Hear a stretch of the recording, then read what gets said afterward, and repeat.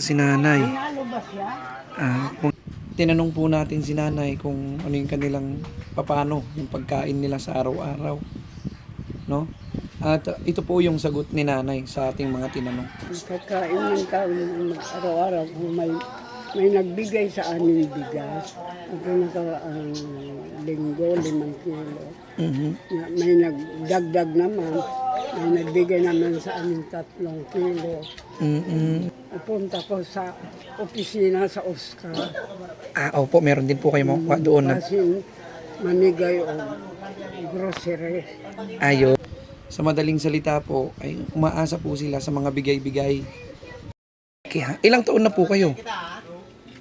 Ilang taon? Opo. Edad po? 85. 85. 86 na ngayon taon. 86 ka na. Ay, Diyos ko. Wala ba kayong hindi ka nagtitinda ng gulay, gano'n? Wala ako'y anak doon sa Bataan ng Wala kayo ditong anak? Asan yung anak nyo sa... Manila, isa lang. Asan po yung anak nyo? Sa Davao. Agoy, ang layo. Malayo. 3 araw galing Davao, magkakag Oo. barko. Opo. 3 araw. La. Ika-4 pa gani. Pero alam niya po na nandito kayo. Alam nila na nandito po kayo. Oo. Nagpapadala naman. Minsan. Kasi ano po ang trabaho ng anak niyo doon?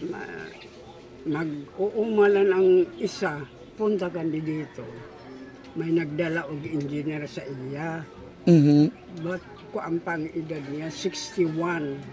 61 na. Yun lang, nakadala sa iya. Nagdala og pamanday. Di man siya panday, kuan lang ganun. Operator, traktor. Oo. Nagkikwento pa lang po yan si nanay. Pero parang naiiyak na rin siya. Kunikwento niya rin kasi kay tatay kung ano yung nagiging sitwasyon nilang dalawa. Ang hirap, guys. Ilang taon na po si tatay? 87. 80. Saan kayo nakakakuha ng ng pagkain nyo sa araw-araw? Minsan, naay magbigay. Kapitbahay. Dito, mga ganun. Kung may magbibigay. May kandidato mo bigay dire. Yun lang. Ya, ang kapitbahay, at nakaraan linggo may nagbigay sa amin bigas 5 kilo o na Lucky Me, gatas, paklan ba? Gatas na kuwan, iswak. Dito nga ay sabi ko sa kanya,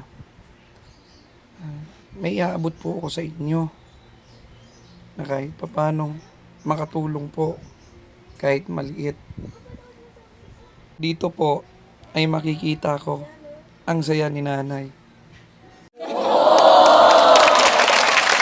Tulong po.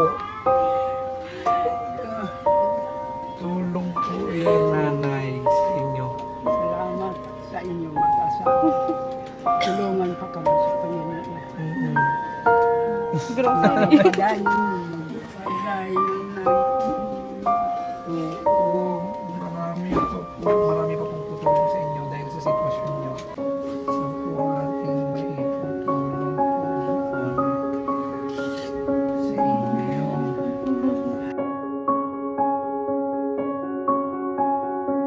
Nay, ibili nyo po yan muna ng bigas.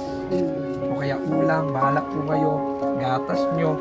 Pag discount tatay ka, magandang po sa inyo hapon.